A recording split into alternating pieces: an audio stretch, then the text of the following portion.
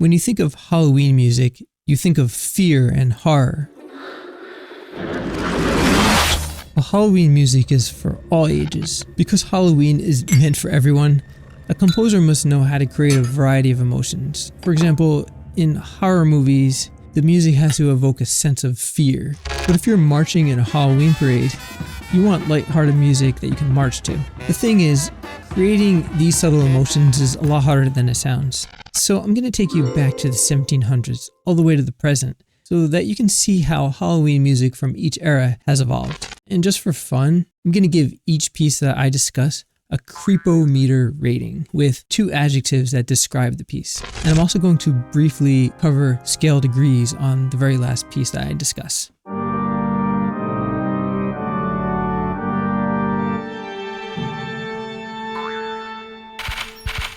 The introduction of Bach's Fugue and Toccata in D minor is what most people associate with Dracula. And it's Bach's chosen harmonies and his intricate rhythms that make this ancient piece so recognizable. When you mix minor into diminished and major harmonies, you can get some of the most horrifying sounding music.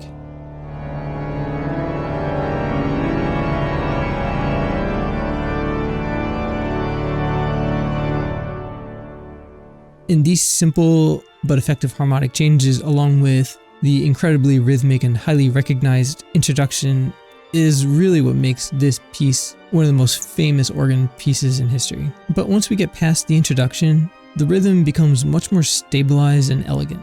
And this just emphasizes even more how crazy and unique the introduction is.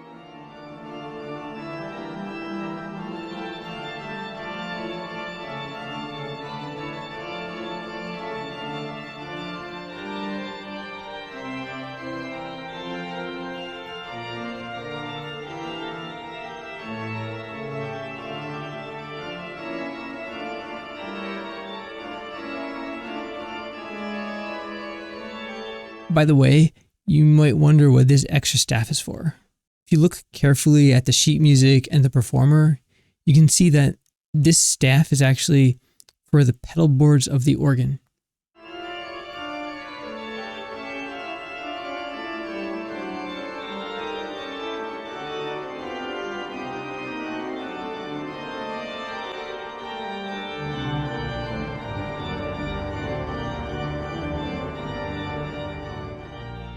And now I want to fast forward to the ending, which has one of the most fascinating harmonies to conclude a piece, especially for its time.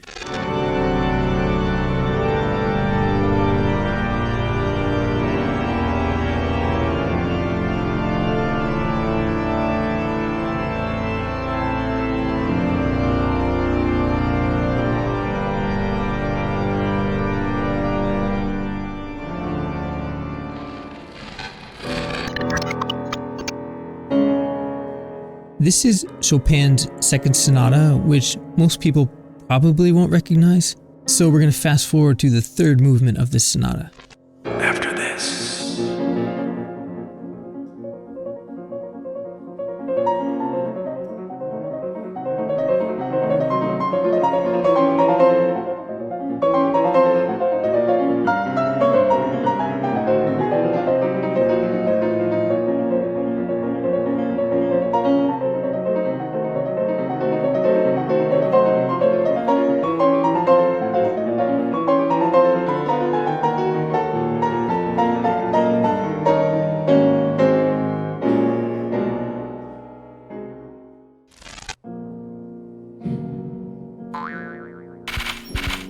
Many of you are going to recognize this as the Funeral March. Since Chopin was known for his superb melodic writing, it's this melody that makes this piece so well recognized. But it's the simple beat and harmonies used by Chopin that make the mood of this piece sound so dark.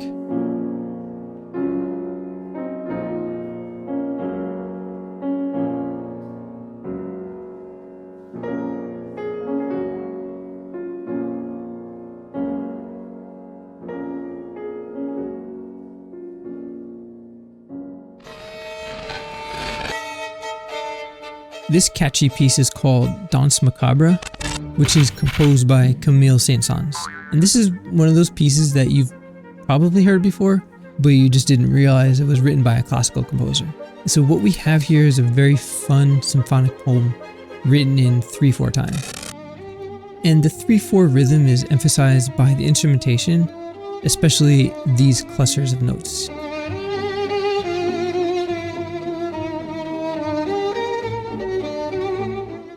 And in my opinion, what makes this piece one of the most famous Halloween pieces around is the fact that Saens composed a catchy secondary melody that alternates with an extremely catchy primary melody.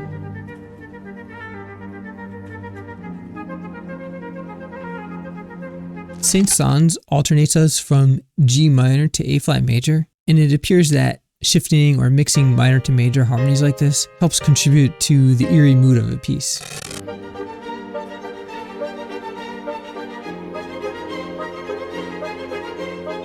Then we get to the violin soloist, which catches us all off guard because we are then introduced to a very catchy main theme.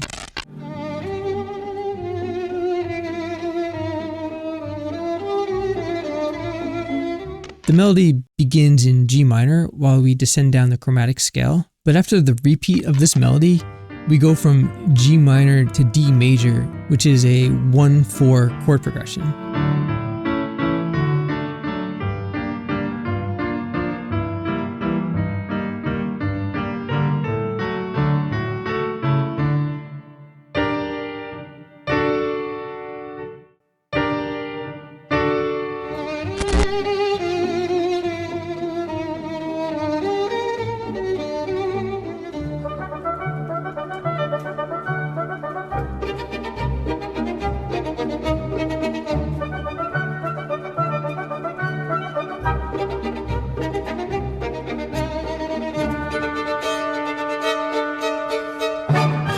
Then we get to the fugue section, which adds even more value to this 7-minute masterpiece.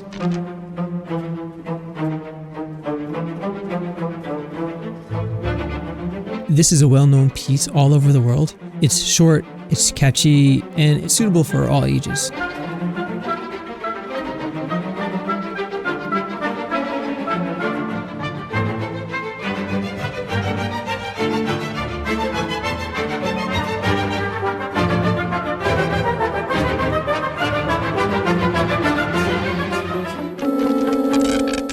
The earlier timeline focused on what I call art music.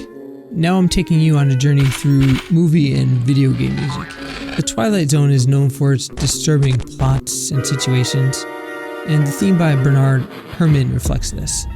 The elements that make up this mood are highly dissonant harmonies.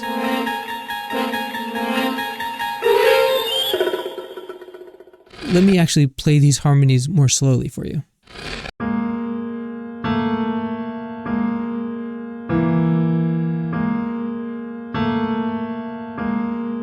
Now, if you look more closely here, we're actually in the whole tone scale.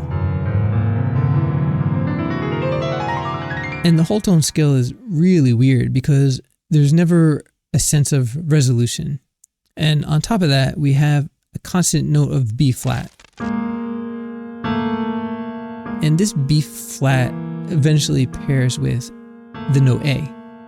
And not only does this A note break us out of the scale, but it also results in a minor second, which is one of the sharpest types of dissonance in music.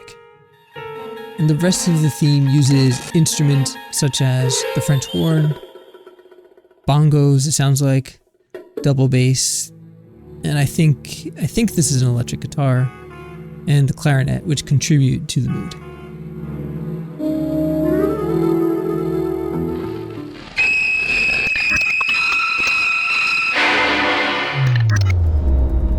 Now it's 1960, just a year later, and Bernard Herrmann is at it again with Psycho.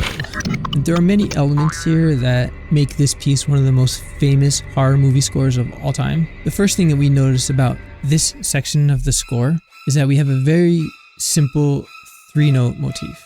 And a good composer knows that simplicity is what works well for a broader audience. Then we have a bunch of major sevenths and minor seconds that are stacked upon each other. And the reason why it sounds dissonant is because These notes are right next to each other on the scale.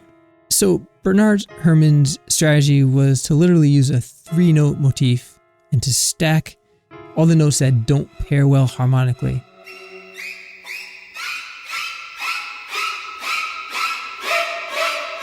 The choice of string instruments with the playing technique of sforzando and glissando adds even more to the tension. The villager's sacred rock was taken. Around this time, we now have a new composer enter the world of movie music. John Williams created some of the world's most recognizable themes in movie history.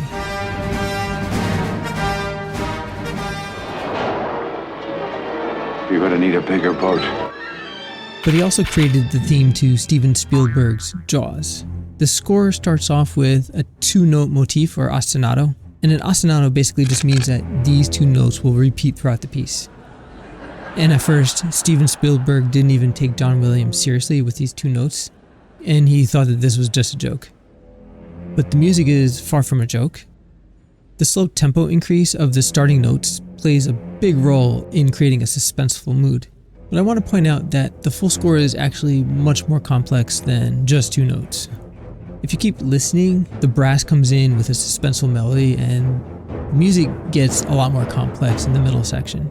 And all of this happens while the 2-note motif continues in the background.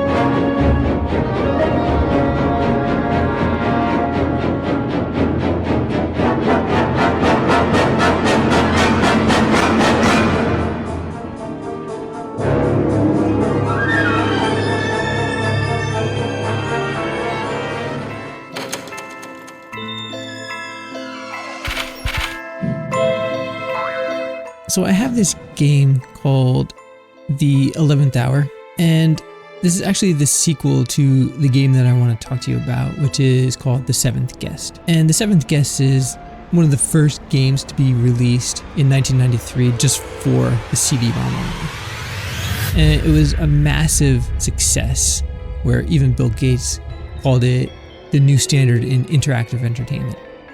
So The Seventh Guest is probably one of the first CD-ROM horror games to enter the PC gaming market. But why do we care? Well, because of this. Don't let the cheesy MIDI sounds fool you though, because if this was played by a real orchestra, and maybe if the song was extended just a little bit longer, this would be a very high quality mystery tune.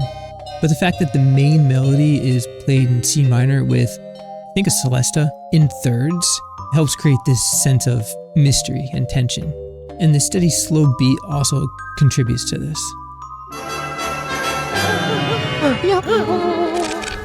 I have another game that I want to talk to you about, which is called Super Mario 3D World. This game has a level called Shifty Boo Mansion. And Shifty Boo Mansion has a musical score that's very fun and playful and mysterious. And I also have a performance of this music by Patti. So links are in the description. I want you to check out her channel.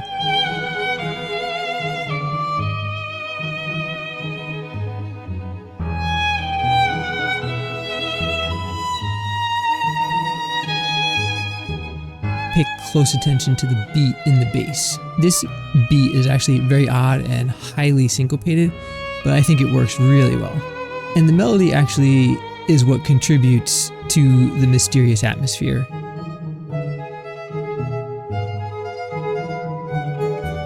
Then we get to a violin duet, which introduces some beautiful counterpoint. And then we also have a new instrument called the theremin.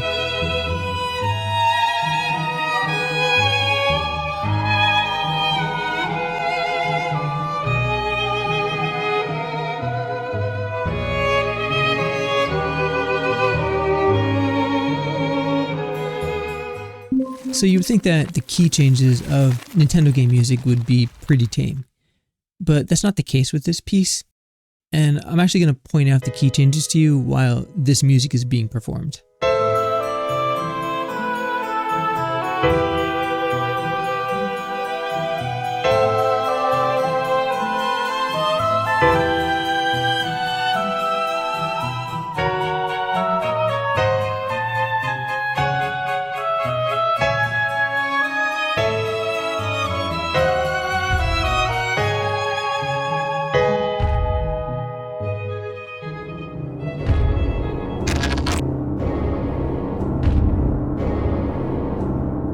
Now enter the Young Composer's Halloween Challenge with our first challenger, Saarthak, which he titled Scary Piece OMG. And he wasn't kidding. And we begin the melody with the deepest brass instrument, the tuba. Even though Saarthak is using a two-note motif that's similar to Jaws, the context here is completely different. We have a steady pace that sounds like a big giant is walking.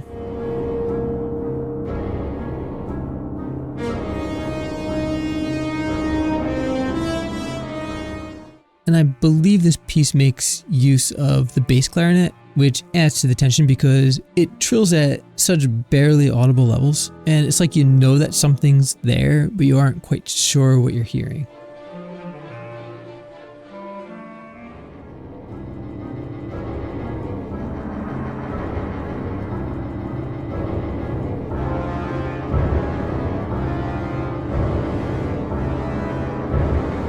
But the general use of instruments and dynamics of this piece are what contribute to the overall mood. Just listen to the crescendo of the tremolo of these strings.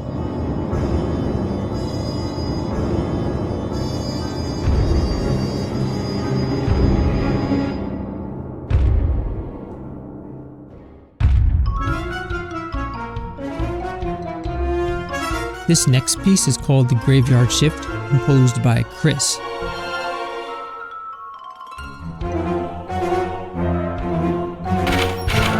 This piece actually fits into the sort of creepy but fun and upbeat and quirky category, and it takes incredible skill to pull off a mood like this while trying to stay true to Halloween.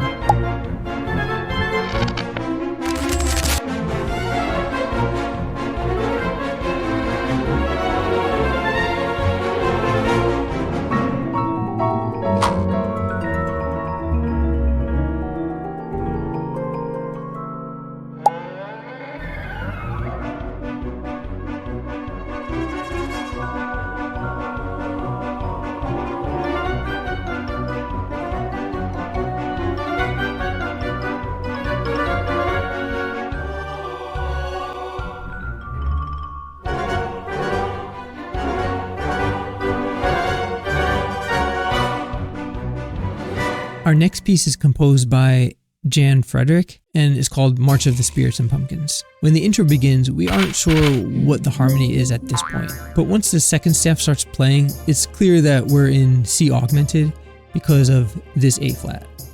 C augmented is just a triad with a raised fifth. And this type of harmony causes dissonance and instability because our ears want this to resolve so badly.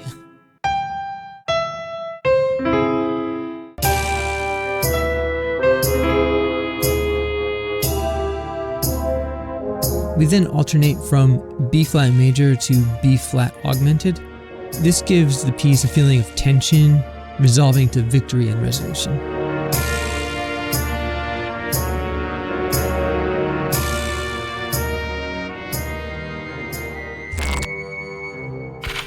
March of the Pumpkin Moon by Layne has a very warlike feeling throughout the piece, and at a first listen, the piece seems straightforward, but this is actually pretty far from the truth. I had to revise my adjectives a few times on this one, but the warlike feeling has to do with the steady beat of the percussion and the motif that we hear throughout this piece.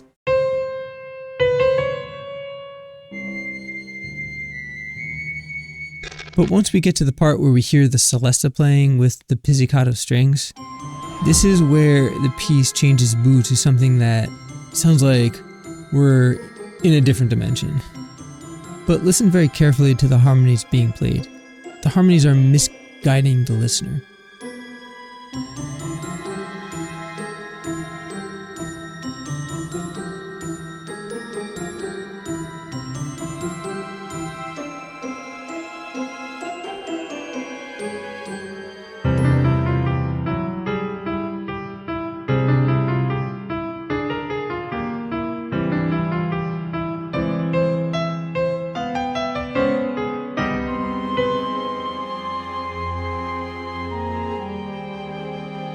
Here's another example of where Layne is misleading the listener.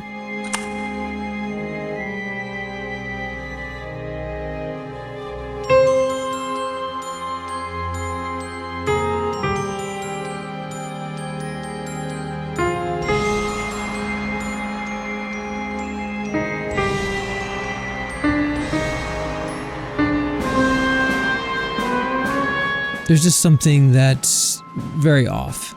And I think it's because the harmony is not changing with the melody. And this is why this is the only piece in this video with 3 adjectives.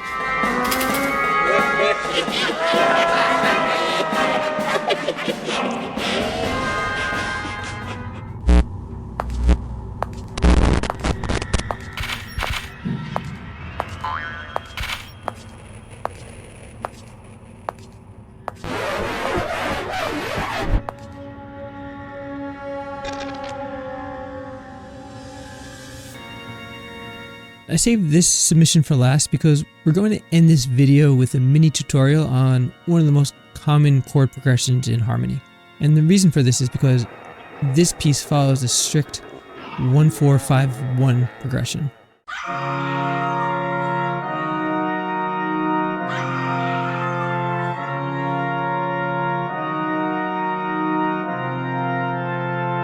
The benefits of following a chord progression is that you can lay down a template for your music and then compose a melody around this progression flawlessly.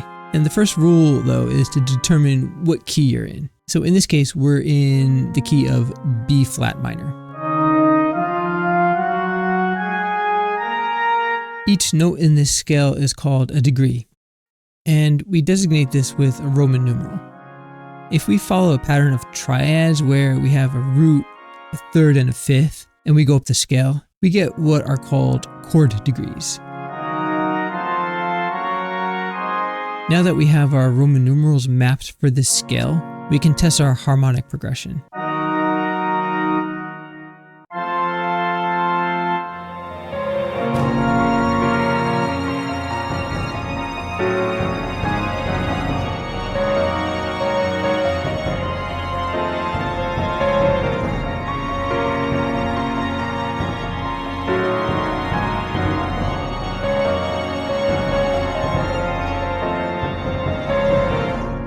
So John takes advantage of the traditional 1-4-5-1 harmony. However, he uses several soundscapes to enhance this classic horror piece. Thank you to all the challengers who participated in this Halloween video event. I forgot to say like and subscribe, so go do that. And remember, you're never too old to trick or treat. Oops, not that. This.